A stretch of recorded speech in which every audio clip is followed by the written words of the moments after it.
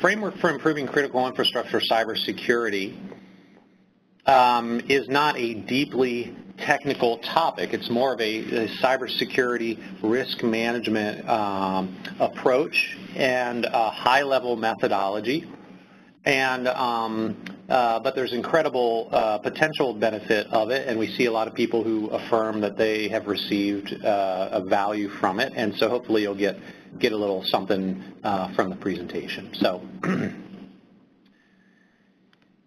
I thought we'd run through the following topics today. There's a lot of people who are using cybersecurity framework nowadays. I want to just get you some basal knowledge, including some of the key attributes. Some of these become kind of talking points as you go throughout your lives, as you might talk about cybersecurity framework.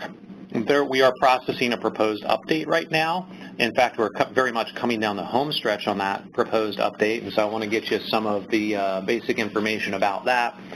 There's some awesome work products out there in the ecosystem. Work products, by the way, some of which NIST made, but there's a great many that have been made outside of NIST regarding cybersecurity framework that are excellent. I just wanted to highlight a few of those.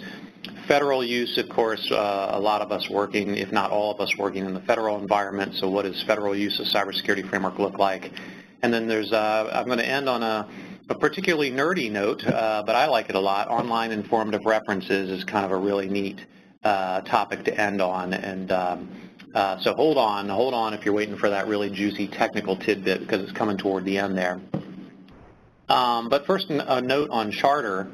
So if you're aware of the cybersecurity framework, or the framework for improving critical infrastructure cybersecurity, its origins are in an Obama era executive order, EO 13636, and so that was a February 2013 executive order, and that set the whole thing in motion. That was about improving critical infrastructure cybersecurity, and one of the mandates in that is that the Department of Commerce, through the director of NIST, would create a framework for reducing critical infrastructure risk.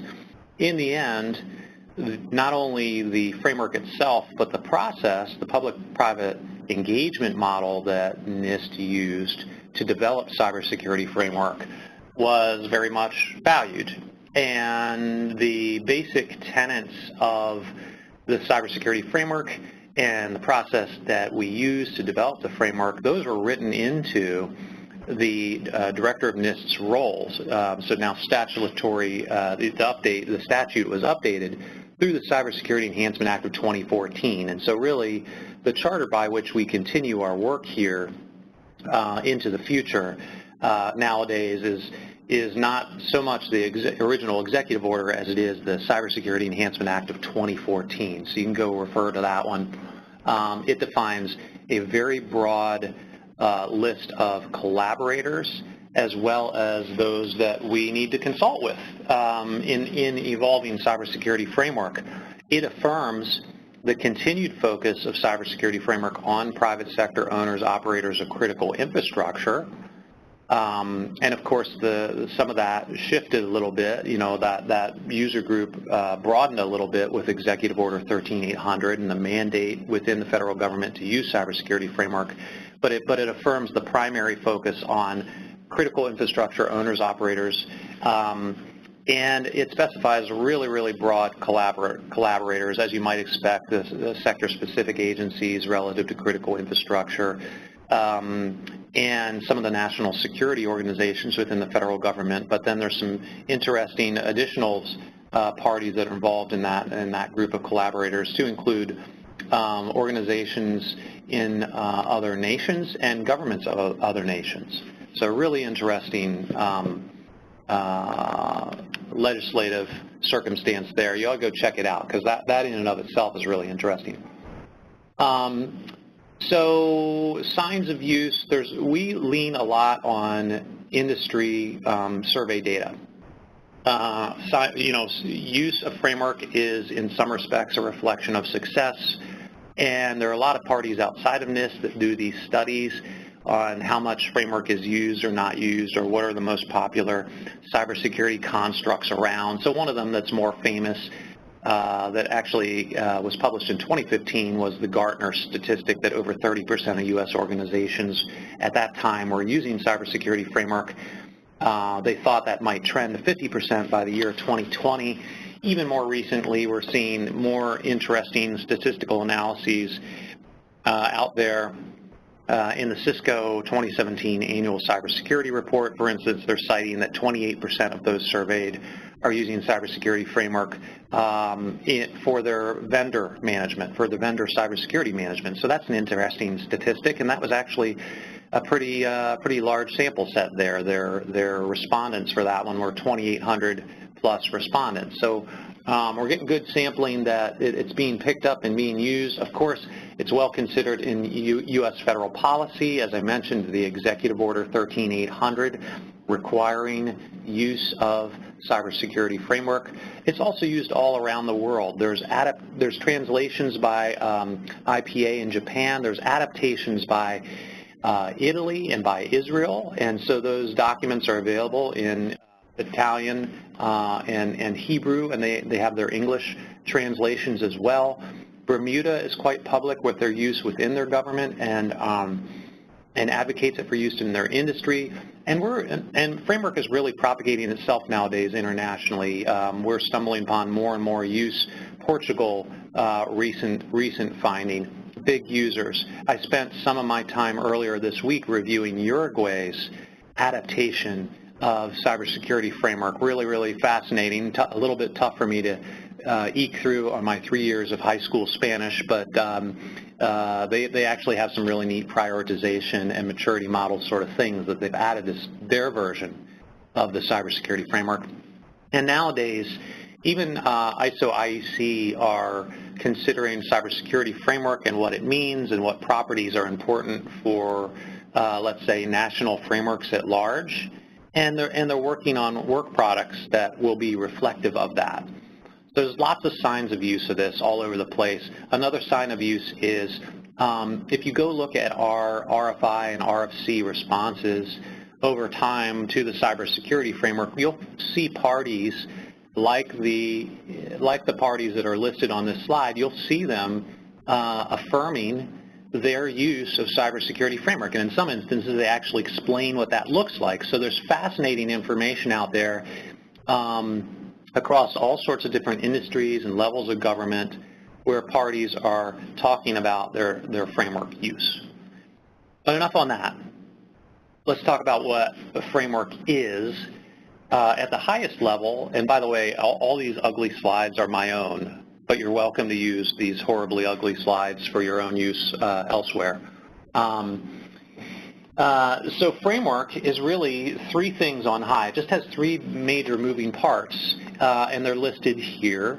There's the implementation tiers, which are kind of an overarching kind of risk, a measure of risk practices, or you could even say maturity. It has a little bit of a maturity model sort of feel to it. We take some issue with some of that typical maturity model thinking. I'll highlight that here in a moment. There's also the framework core. The framework core is probably, I'd say it's the most recognizable in that the core on high is typified by the 5 words: identify, protect, detect, respond, and recover. So, and it gets more detailed down below. It's really a catalog. The core is a catalog of cybersecurity outcomes, or it's a hierarchy of cybersecurity outcomes that on high is just those 5. The core, with that list of outcomes, when it's adapted, when it's customized to a given sector, subsector, or organization, we call that customization a profile. And usually, the big mechanism for customizing the core into a profile is some degree of priority, because when all things are important, nothing is important. So how do you take your unique circumstance, your business objectives, your cybersecurity requirements, etc., how do you cobble that into a customization of framework for you? That's a profile, okay? And I'm going to explain all these in more detail. For instance, implementation tiers, here's a simple way to view them. It's a scale from 1 to 4, and there's words for the 1 through 4, partial, risk-informed, repeatable, adaptive, right?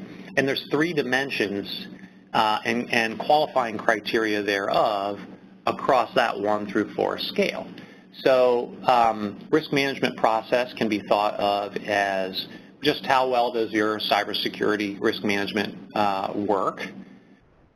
Integrated risk management program is the extent to which your cybersecurity is considered in broader, in bigger, in enterprise risk management decisions, or sometimes we see the phrase organization-wide risk management decisions. That's a phrase that's used in Special Publication 839, for instance.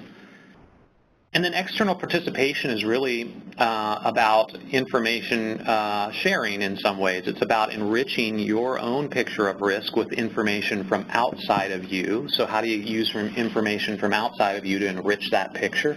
And maybe if you're good enough at that, and that information is valuable, how about sharing that back out? So it's a bidirectional thing, right? So we just call that external participation. But that's really what the fancy phrases are all about. And if you go look at the cybersecurity framework, by the way, super brief document, purposely executive summary. It's easy to consume in a single sitting. We're talking about the main body of that document is like 17 pages. So if you haven't cracked that open yet, please do go take a look. I've just explained to you basically a page and a half of the document in the implementation tiers here. The core. As I mentioned, on high, the 5 functions: identify, protect, detect, respond, recover. I don't care if you call them functions. The most important thing is that those words really embody a comprehensive treatment of cybersecurity. They're words that can be used to articulate a cybersecurity risk management strategy, and they are words that can be used to articulate a risk management strategy, a more general strategy. The words are meaningful outside the domain of cybersecurity. And despite all that value, these words are fully accessible for folks who are not cybersecurity experts, right? Cybersecurity is inherently multidisciplinary. The people who make decisions, broker resources, allocate budgets, etc., to have a cybersecurity operation. Often these are folks that are not cybersecurity experts, right? They're folks with business degrees or a financial or legal specialty in their background quite often. The folks who write requirements into contracts, they're not cybersecurity experts. They're experts of another type. And so having some words that we can all use so we can all participate in cybersecurity, and so that the highly technical cybersecurity crew can use as a translative sort of construct, that's really, really important. So this highest level of the core, it seems super duper crazy simple and you can almost skip by it. That's why it's on the slide all of its own, because I wanted to explain some of that to you. Oh, by the way, spans the entire spectrum from prevention to reaction. So if you ever looked at a bow tie risk diagram with the left of boom, right of boom sort of way of viewing the world, you get a little bit of that picture here when you think about the spectrum that is the 5 functions. And then the framework gets more detailed underneath. So at the next level down in the decomposition, we have something called a category. There are 22 of them. You can see, once again, these phrases are not particularly novel. We weren't aiming for novel. We were aiming for accessible. We were aiming for commonly used, such that we can organize ourselves around them. When we have an IT person in a room and a cybersecurity person in a room, and we ask them, what does asset management mean to you? Chances are you're going to get an answer that's very, very close from both the IT person and the cybersecurity person. We were going for that effect, right? And so, and that the same logic applies across the stack here. And so you have functions and categories and the decomposition thereof. Got a little bit of a shorthand off there on the right-hand side of the screen. Now, when we look at the entire decomposition, function, category, and then subcategory, we see that here on the screen. Identify as a function, business environment as a category. The subcategory here, this is one of my favorites. Why are we doing cybersecurity to begin with? Priorities for organizational mission, objectives, and activities are established and communicated at NIST We love to argue about words. It is one of our favorite pastimes. And chances are, if we used a word in a subcategory, we meant that word. So for instance, when you see at the end of this phrase two verbs being used, established and communicated, we meant both of the words. So we're pretty purposeful that way, and I also say that to throw the bar up there and say, hey, if you find some phraseology that you think is not well scrutinized, of course we'd love to hear that perspective. And then the final column over here is also a critically important column, informative references. These are things that pair really well with cybersecurity framework. When we were creating framework, we said, well, there are all these great pre-existing things, these controls catalogs as an example, COBIT and ISO 27001 Appendix A, and of course our own special publication 853. There's all these great pre-existing things that exist at this more detailed level.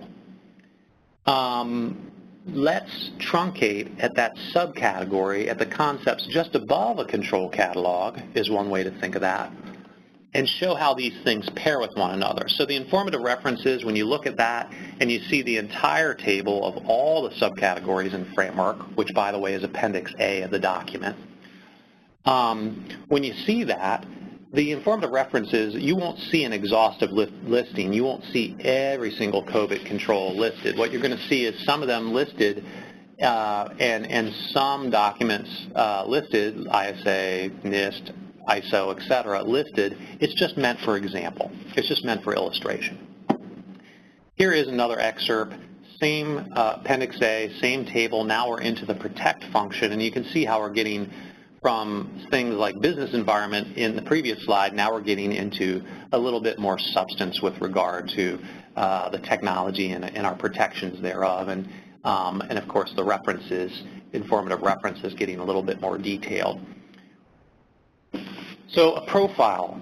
I mentioned a profile earlier as a customization. All the words on the screen are ways to think about a profile. I simply think of it as a customization for a sector, subsector, or an organization. And that cascade, by the way, we do see a bit of a cascade, whereas NIST holds that centralized catalog in the form of the framework, and sectors and subsectors will take that, and they'll, like a trade association, for instance, will take that and they'll customize for their sector or for their subsector, right? And that really stages an organization can then pull that right off the shelf and customize it that last little bit for themselves and get right to work using the framework. So that's how approximately a profile works.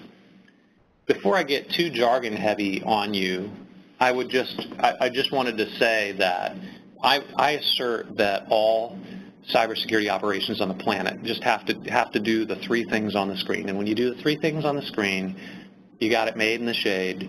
It doesn't matter whether you're Joe's Pizza or the NSA or MasterCard. It's three things. It's supporting the mission or business objectives, fulfilling the cybersecurity requirements. By that I mean laws and regulations and policy, and managing the vulnerability and threat associated with your technical environment.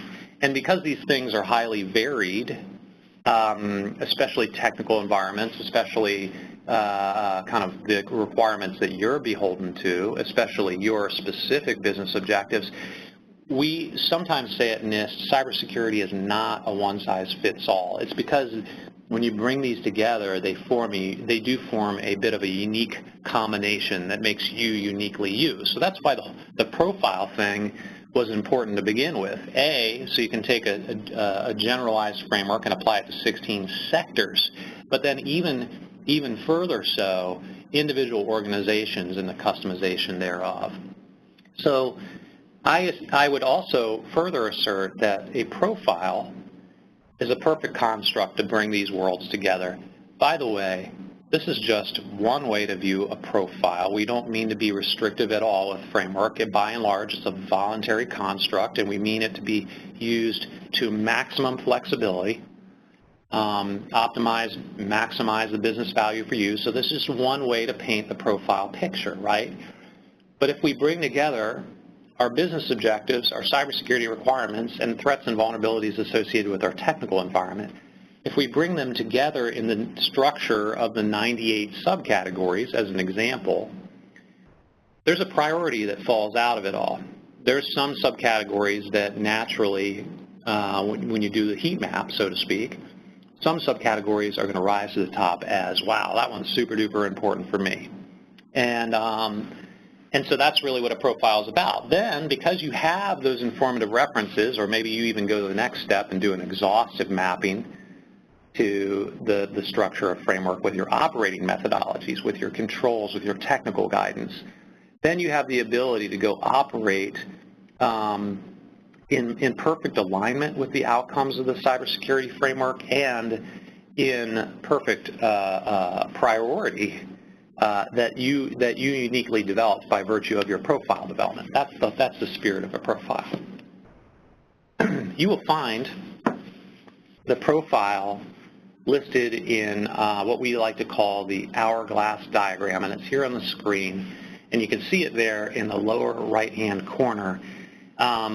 So let me pause and say, one way of thinking of this hourglass diagram before you even consume all the arrows and writing, all that sort of stuff, almost hold your hands up on the periphery of the sides. It's really about how the senior executive level, the business process level, and the implementations operation level of an organization, how those three groups of people, those three archetypes, how they interact to get the aggregate job of cybersecurity risk management done, right? So, for instance, that business process level person, they're receiving the mission priority and the risk appetite and budget from the senior execs, and somehow they have to cobble that into a plan, an operating plan, to get all parties pulling in the right direction. What we're really trying to say with this diagram is that a cybersecurity framework profile is a really great way to do that. And there might be profiles, plural, for an organization because they might be applied in different contexts, right? You could think of this, by the way, as being something that is very similar to an 853 overlay, in that those are customizations of the controls baselines for specific circumstances. So they happen to be more detailed. The framework profile is a little bit more outcomes oriented and higher level, right? And of course, no process diagram would be complete without looping back. And of course, we have the loop backs, including the risk analysis happening in our diagram, just to complete some of the logic here. So you can kind of look at this as two Deming cycles, by the way, sitting on top of one another: plan, do, check, act, intersecting these three groups of people. So also in framework, you will find something called the 7-step process.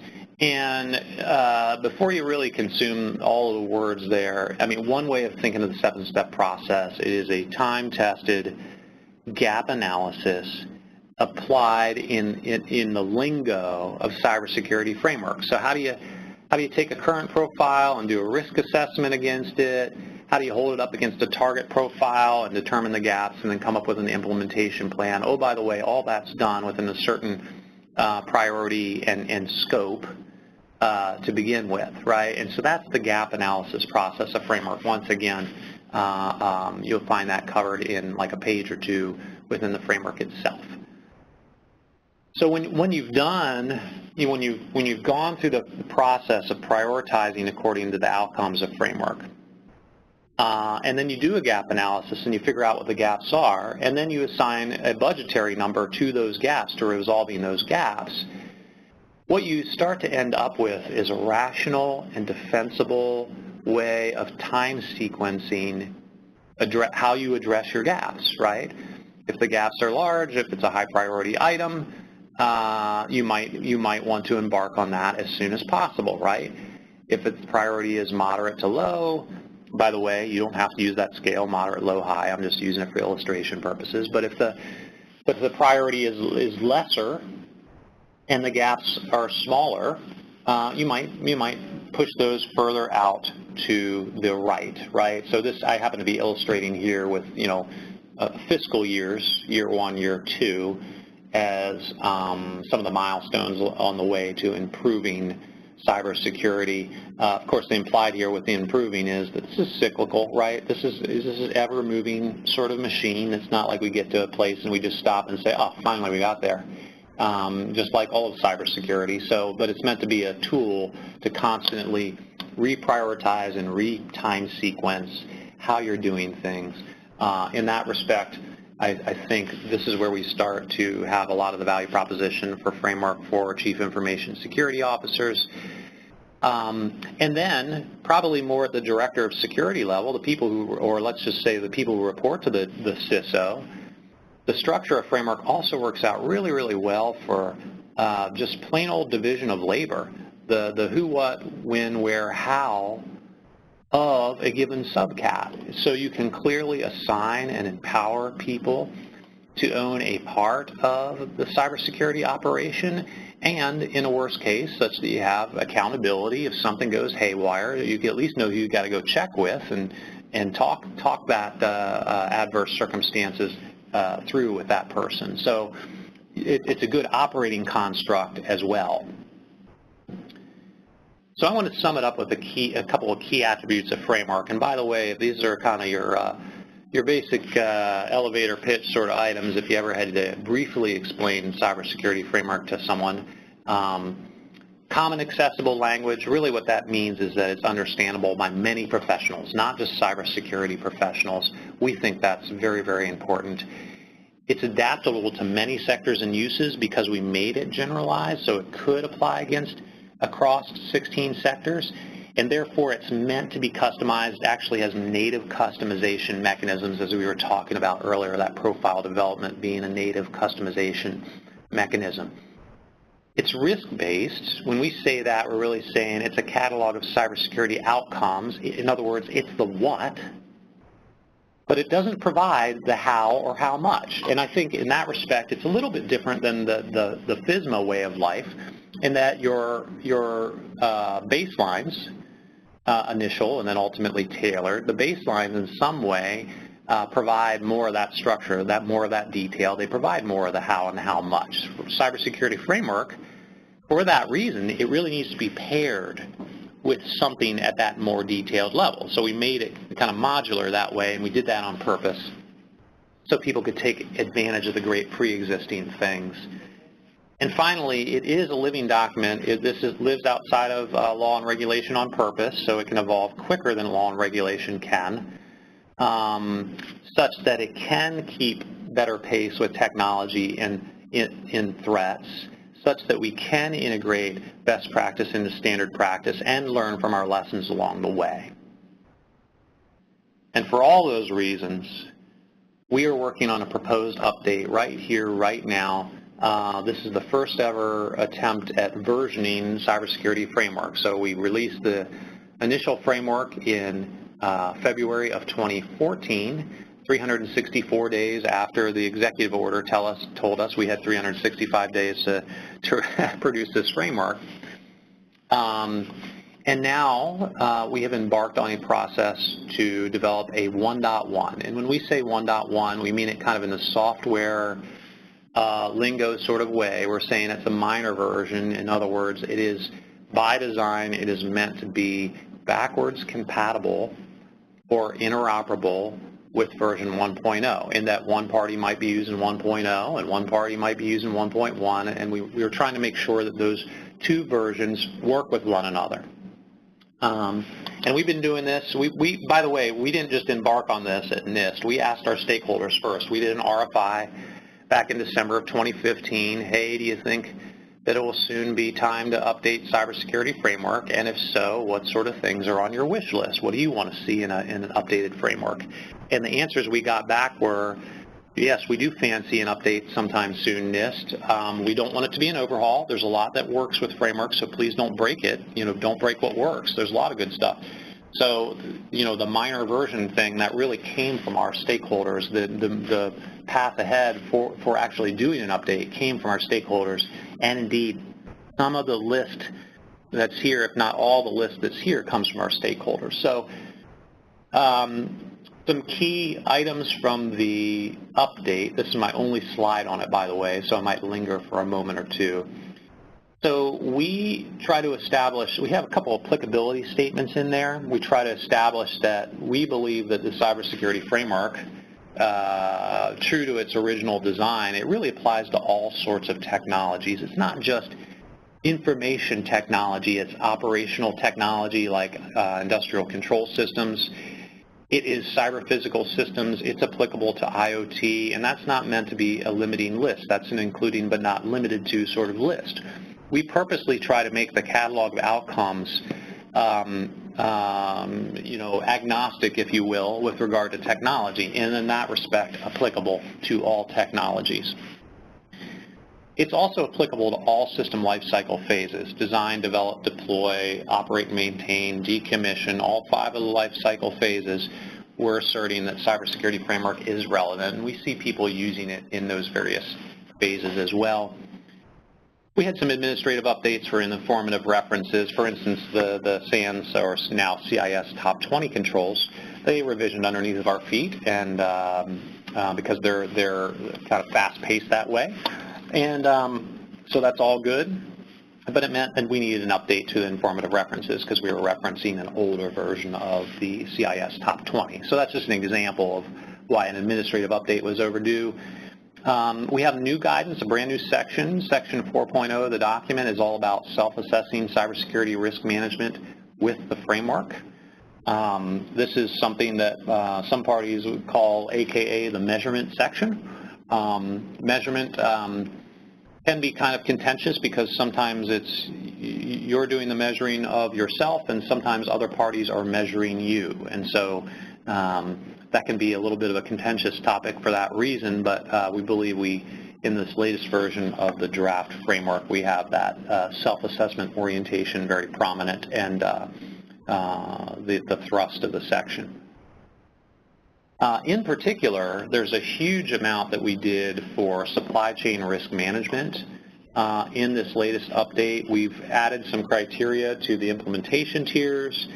We've added a 23rd category that is supply chain risk management. We added that to the core of framework, and we've explained in more detail in the actual prose of framework of how one might apply cybersecurity framework to supply chains, in particular to vendor management as a subtopic, and also as a related topic to buying decisions. So what of a place where you can't really shape the cybersecurity requirements of a given vendor, right? It's more about selecting between various vendors, like you're a small business and you just want to get email and calendaring and document management from a cloud vendor. Well, then maybe you just have to pick amongst the cloud vendors, and maybe you can use cybersecurity framework as a lens through which to see that security dimension of your buying decision.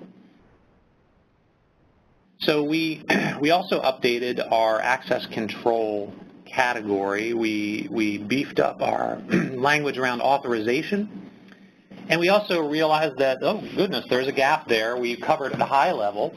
At a higher level, authentication was covered, but we never had a subcategory specifically around authentication or identity proofing. So these are gaps that we explicitly acknowledge and explicitly address in the cybersecurity framework, right? Once again, the living document's about learning, right? We learned that. We accounted for emerging vulnerability information, especially out of the research community, as we might label it, coordinated vulnerability disclosure, or CVD. That was a specific discussion thread in our most recent workshops, and we have now included it in the draft framework. And then we also gave our stakeholders a little bit more clarity on the relationship between implementation tiers and profiles. So lots of good features and enhancements in the update. The update is out there at our website. It's out there in draft. You can get it in a marked up version so you can see the delta between the original and the version 1.1 that's out there. And we believe by the end of April 2018, we're actually going to be able to finalize this and release a final of version 1.1. There's also this document out there called the roadmap, and the roadmap was additional areas. These are topic areas that are huge topic areas in and of themselves. They live outside of framework. And we're trying to identify not only that NIST is doing work in a certain topic area, but also industry, also private sector doing work, or other government colleagues doing work in a certain area. So it's also acknowledgement, not only acknowledgement of topic areas that are important for improving critical infrastructure cybersecurity, but also an acknowledgement that NIST is going to work in a certain topic area and that we're acknowledging other parties work in a certain area. So this was a list of topics, and they were released these 9 topics were released alongside of the original framework. And some of the spirit of this is these are things that would need to move ahead in acknowledgement, in knowledge of framework, and framework would need to move ahead in acknowledgement and knowledge of them. And whether or not there's ever any convergence is a TBD.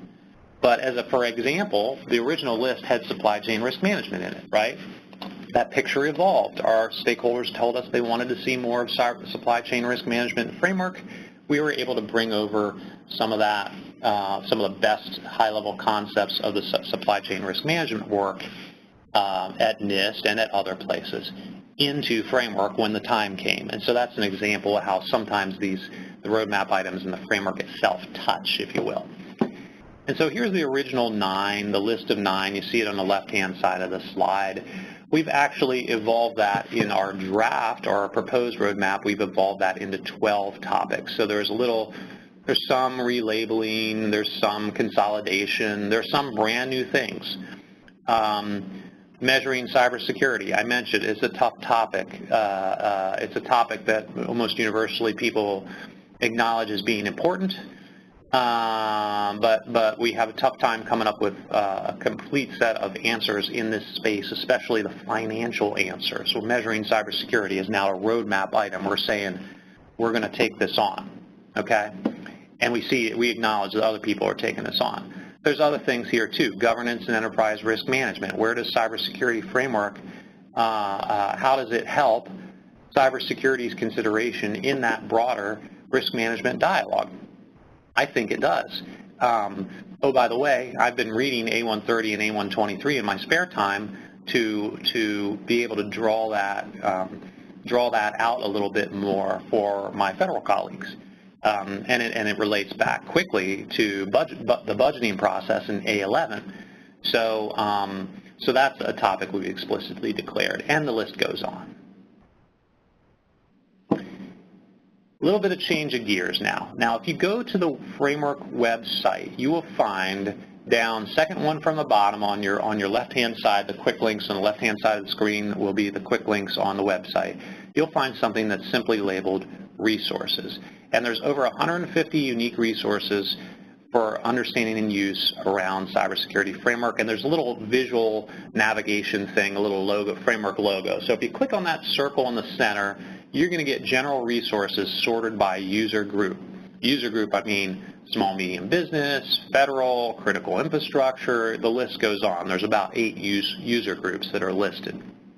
You will find things like what I've listed here. Italy's national framework, where they have built entirely on the cybersecurity framework, but they've actually extended it in some really neat ways.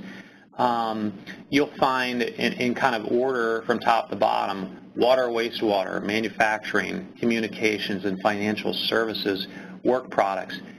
My words cannot do these justice. You can't get it by looking at the links. All of these are gold in and of themselves. You really owe it to yourself to go and explore each and every one of those, because it's really neat learnings in how, for instance, Intel, in their case study, how they applied cybersecurity framework, how they piloted cybersecurity framework. They have since gone on, and publicly have stated this, they have since gone on to apply cybersecurity framework across their entire organization. Of course, Intel, by and large, can be looked at as a manufacturing organization. CISRIC, the Communications Security Reliability and Interoperability Council, in their Working Group 4 final report, 400-page report. By the way, don't let the page count daunt you. It's very, very segmented, very easy to consume that way. But they have 5 cybersecurity framework profiles for the 5 different segments of telecom, and they have a 6th profile for small businesses. And they have an awesome chapter on cybersecurity, measurement and metrics, really cool work product that's out there. Financial services sector, they have a customization and a cybersecurity profile that's out there in the ecosystem, and that's evolving, and we continue that dialogue. We're actually going to host something at the Department of Commerce in coordination with the Financial Sector Services Sector Coordinating Council on April 26th.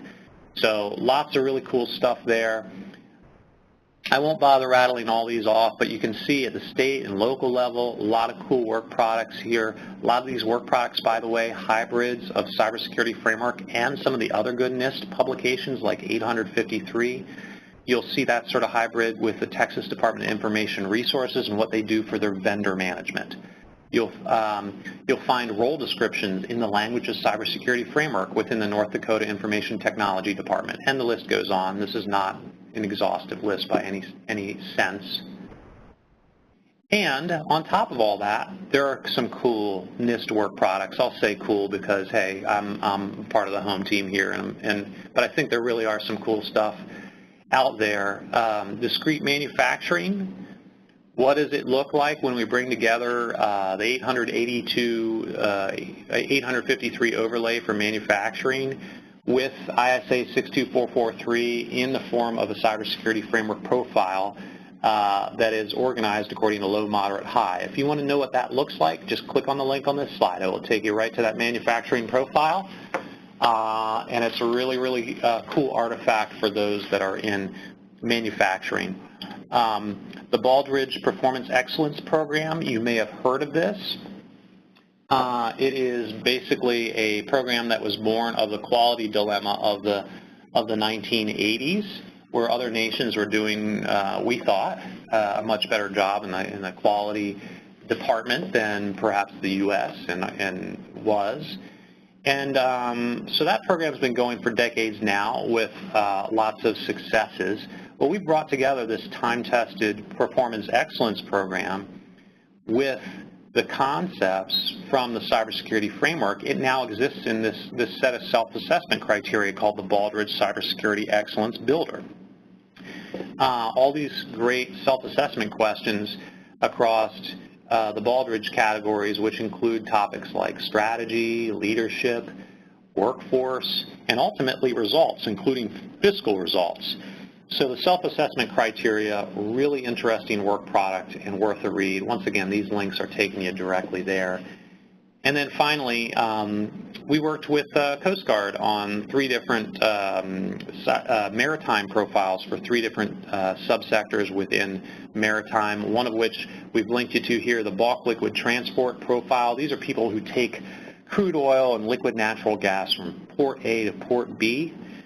And we took mission objectives like avoiding negative environmental effects and ensuring the safety of the crew and passing vessel inspection. We took mission objectives like that and we transposed those into the underlying technology and then the cybersecurity dependencies thereof. And of course, we express those dependencies in the language of cybersecurity framework.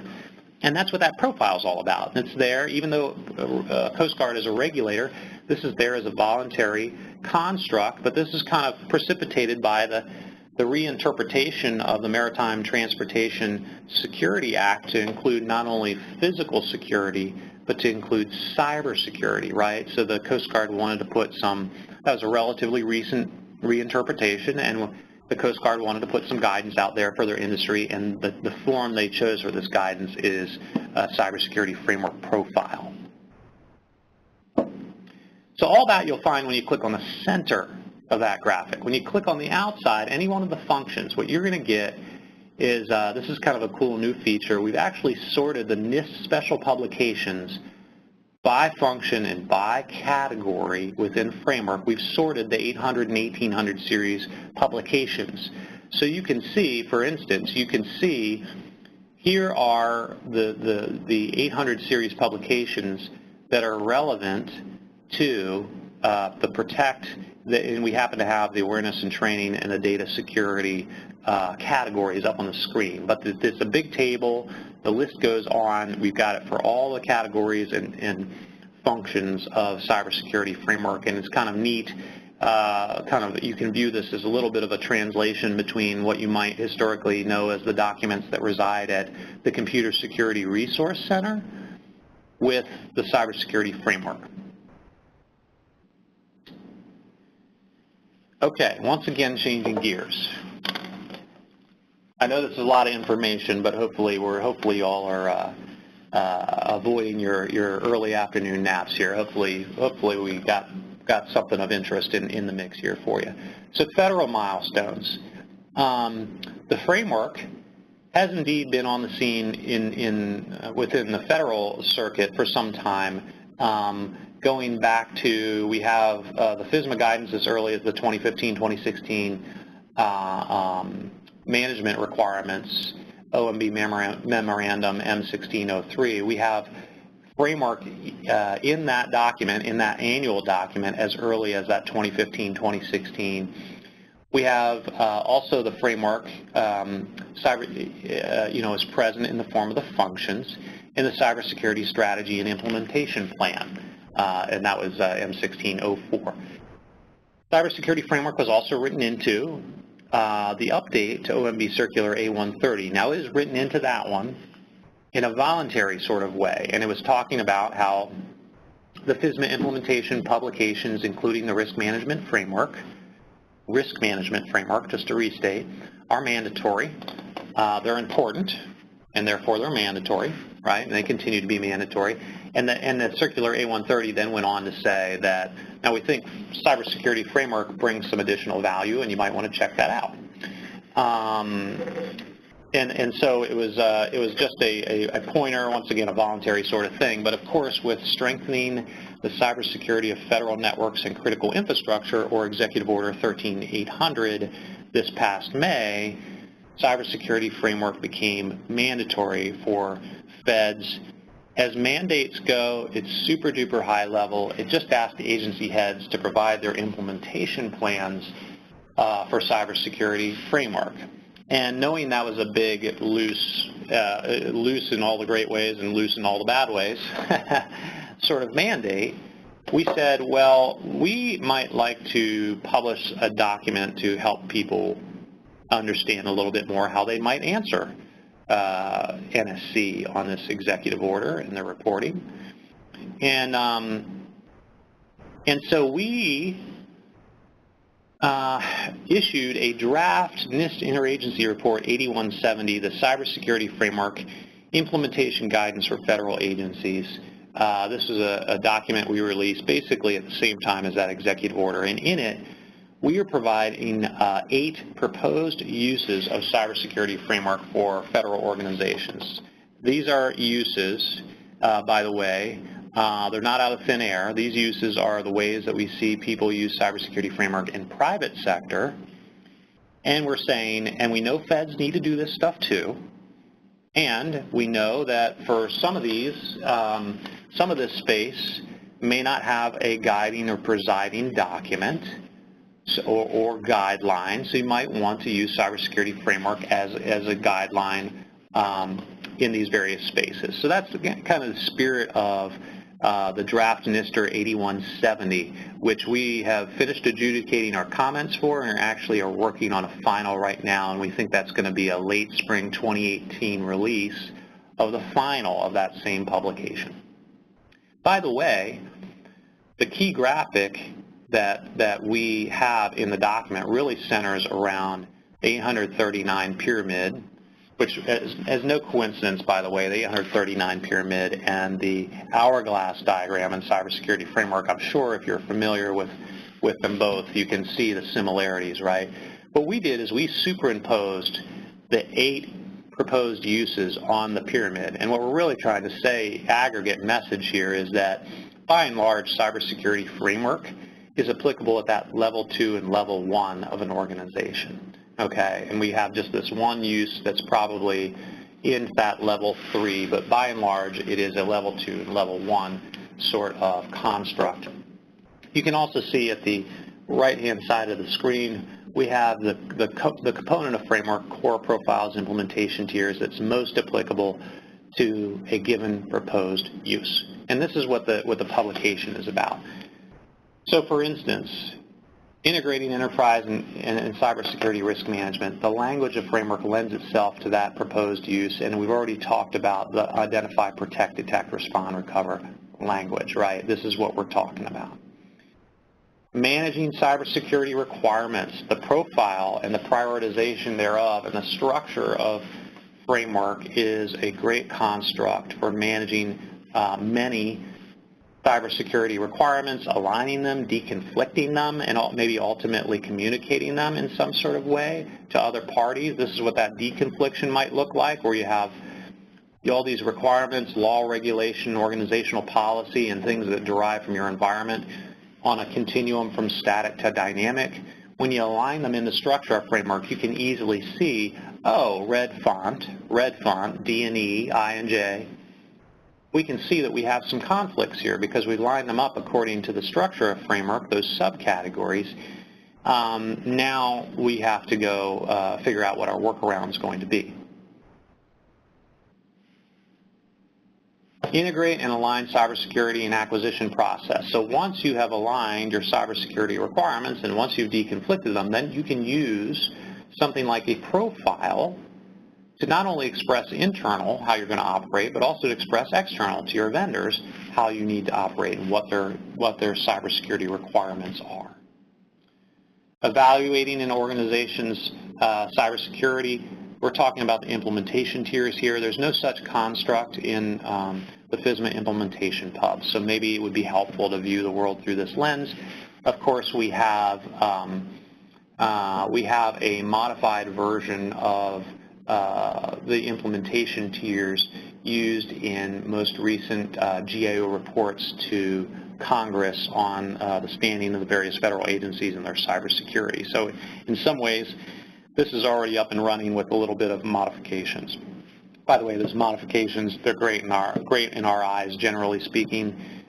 We encourage modification of framework in a way that optimizes a business or mission outcome.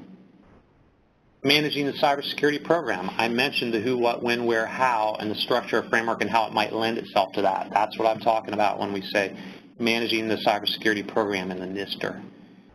Maintaining a comprehensive understanding of risk. You know, when you get to step 5 of the risk management framework, which is what we're looking at, when you get to step 5, of course, you're not making that decision you're making that decision on a system-by-system basis.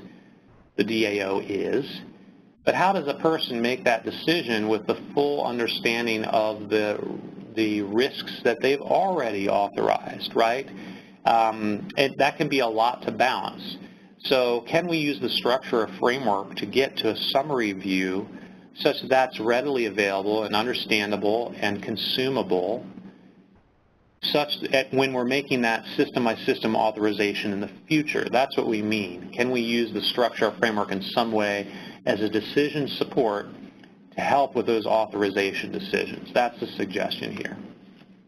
Reporting cybersecurity risks across in 853 Rev 5, the 287 base controls, the 98 subcategories, the 22 categories, the 5 functions of framework, right? Can we use that as a structure to report up? And then when we talk about organizational inputs in 837, can we use the structure kind of on the way down and propagate those organizational inputs in the right ways? That's what we mean by reporting the cybersecurity risks.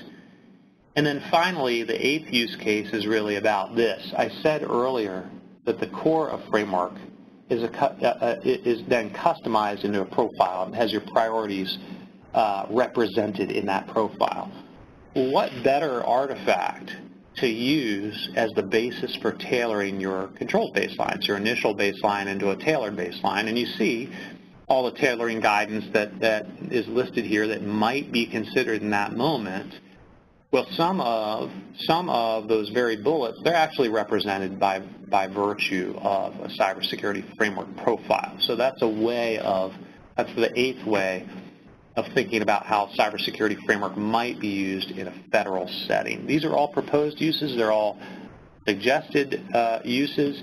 And as we find that some of the uses are more important or not to federal agencies, the plan is to take the specific proposed uses that are meaningful from the NIST and to flesh those out more into a methodology, more in the spirit of the FISMA implementation pubs, that level of abstraction of the FISMA implementation pubs, and write those into the most relevant publication, whether it's 837, 53, 39, 30, what have you. Okay, so that's the way that NIST 8170 and the FISMA implementation pubs will kind of relate over time.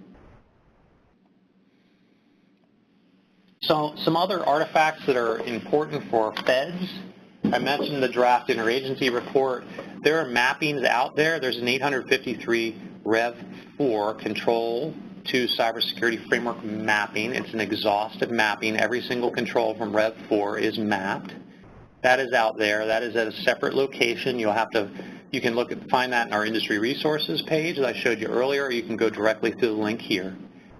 Same thing, special publication 800-171 Rev 1 requirements to cybersecurity framework. There's a mapping of those two, and it exists out there, so you might find those handy. And of course, if you've been following at all the storyline around our 37 Rev 2, which is out there in a discussion draft, you'll find that one of the proposals in that publication is that we add a step 0 called prepare. And prepare is really interesting. You remember how I was saying that framework is most relevant to that level 1, level 2 of an organization. Well, when you look at the prepare tasks, here's task 1 and task 2 as an example, they're tasks that are pretty high level as far as the party that has the primary responsibility, center of your slide, and the supporting roles, right-hand side of your slide. So this is where a lot of the kind of organizational inputs of the past, in the past depiction of the risk management framework, this is where a lot of those things are coming from. And this is a space where cybersecurity framework plays pretty heavily. And for that reason, you'll find the functions of cybersecurity framework are starting to make their way into publications like 837. And of course, we've got some other pubs on the horizon. Okay, I did include the schedule here. So not only are we're working our way through 37, but there's 53 Rev 5, the new controls catalog, inclusive of privacy that we're processing right now, 53A on the immediate horizon, and then just behind that, we have a really interesting period of time where the FIPS themselves, FIPS 199 and 200, will be up for comment, perhaps as soon as fall of 2018. We'll see. But this, by the way, is the schedule that the FISMA implementation team at NIST published as of 8 February. It's subject to change. You can find it any time at the link below. And if you have questions, you can send those direct to them at sec-cert@nist.gov. And so this, I would say check back on that update schedule from time to time because, of course, this can shift a little bit. Over time, you'll see pubs like 839 and 830, I'm sure, will be in the rotation eventually, but these are the immediate horizon for us. So this is my final topic of the day. I'm not sure whether you all are exhausted on your end, but I'll do one more, and then we'll open it up for questions. Hopefully you all been writing those down. An informative reference. I talked about informative references earlier. A framework is really the what, but it doesn't specify the how or how much. That's really where the informative references come in. And framework is of a higher value when it's paired with these items that are listed in the informative reference column. The ones that are listed currently, once upon a time, NIST had to make a decision. We had to make a decision in order for readability of the actual table that is the cybersecurity framework outcomes, the functions, the categories, the subcategories. We had to make a decision, a cut line of sorts, of what documents could be an informative reference and what documents were not going to be informative reference. It was all about readability of the document and making that sure that table wasn't such a huge monster table that it couldn't be consumed easily. And so there's only a handful of documents that were included. There was the CIS controls, the COVID controls, ISA 62443, ISO 27001, and this special publication 853. It was just a handful of documents. So bit of a challenge there in that we weren't really trying to say, hey, all the other possible informative references aren't valuable. We certainly weren't saying that at all. We just had to draw a cut line on what we thought were the most used by our stakeholder group. And that meant, in some ways, not including parties that might be very valuable to certain parts of our stakeholder group. So we're wringing our hands over that. We would love to see that catalog get bigger. So the whole idea here is, and what we launched in February, is something called online informative references, where if you're familiar with our national checklist program, it has kind of a similar function in that a party can submit a reference to the cybersecurity framework, or you might just think of this as a mapping or crosswalk. I'm going to explain why it's a little bit different than that momentarily. Where a party can submit a reference to cybersecurity framework, it can go through a brief public review process. It can be reviewed by NIST, and it ultimately can be published as a part of a catalog that lives online. The submitting party actually hosts their reference in both draft and in final, and NIST links to them, and we keep this centralized catalog at our web page. And even if you go to our web page now, which is nist.gov/cyberframework, you can see the quick link, informative references, and you can read about this, what the process is like. You can download templates for doing all of this, etc. And what we're really trying to say here in a reference is, what we're really trying to do is two things. First of all, we're trying to advance this concept of informative references for cybersecurity framework and allow more parties to participate. But the other thing that we're trying to do is advance the science of mapping. Advance the science of mapping, right? We're trying to get to something that's a little bit more staged for not only higher fidelity human consumption, but also for some amount of auto processing, natural language processing, maybe even AI if you like. And so how do we do that? So this is also a baby step into that space. It certainly is not everything, and there's a learning process here and a learning cycle here, but it's a baby step into that place. So for instance, when we're talking about online informative references, we're talking about mapping a discrete element of framework, that'd be a function, category, subcategory, to a discrete element in a reference document. Now you could think of a discrete element as being a base control or a control with enhancement or a requirement, like if we're looking at 800-171 Rev 1, or if we're looking at ISO 27001, I believe those are called requirements as well. But really any phrase, sentence, paragraph, or section of a cybersecurity document could be considered an element. So, and what we're talking about is a separate document that shows the relationship between element A and element 1 in this particular very simplified view. That's what the reference is. In its initial permutation, what we're talking about is a spreadsheet that shows the relationships. And as you might guess, we lean pretty heavily on set theory here. And here's an example. We have a 5-phrase ontology that we're using to describe those relationships at the elemental level. So we have subset of, and as you might guess, superset.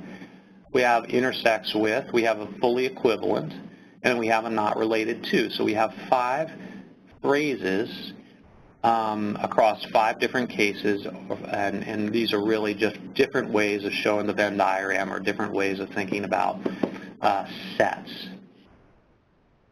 And so if you go download our template around informative references, you'll actually see a column where the relationship between one element and another element is actually defined using this 5-word vocabulary.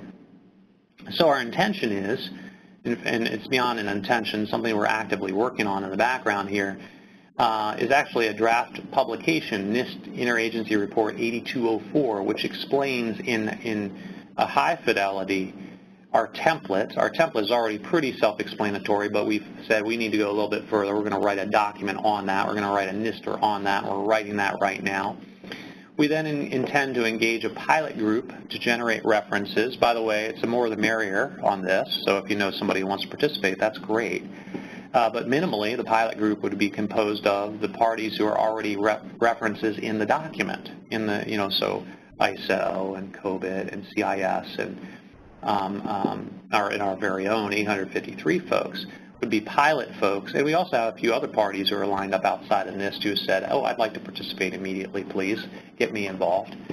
And so as that pilot group is proceeding, of course, we may learn a little bit. Maybe we'll refine that template, all in the spirit of, A, allowing notionally an infinite number of references to cybersecurity framework and kind of correct that little equity glitch that's already existed in the system. But B, advancing the science of referencing that much further. And with that, folks, I think I'm going to pivot into question-answer mode. Of course, if you have questions outside of the dialogue today, you can contact us through a number of channels, cyberframework@nist.gov. The framework website is here. The computer security resource website is here. So you're welcome to go to those places and learn more. And with that, I'm taking us all